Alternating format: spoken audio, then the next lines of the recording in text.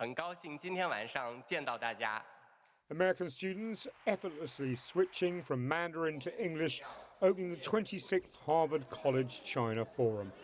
This gathering of China experts from the world of academia, government and business was founded a quarter of a century ago, when US-China relations were at a high point. Now, when relations are at a low point, this gathering is more important than ever. And we need to be optimistic about future relations between China and the U.S., the two greatest nations on earth.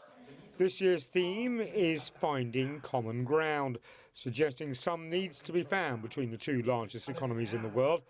And speaker after speaker here stressed the strong links and even similarities between the US and China. But there was a heavy dose of reality too. And experts painted a picture of the strained relations between Beijing and Washington, much of which they say stems from the current US political climate. In my judgment, if the leadership of the United States spent 1/20th of the time that we spend demonizing China actually working to solve the problems of this country, we would probably have a pretty good percentage of them licked by now. So how do we find this common ground? Well, we sat down with one of Harvard's top experts on US-China relations who has plenty of experience advising top-level policymakers. Sometimes bad things happen because the two sides understand each other and they have different goals. Sometimes bad things happen because the two sides misunderstand each other and they don't understand their goals.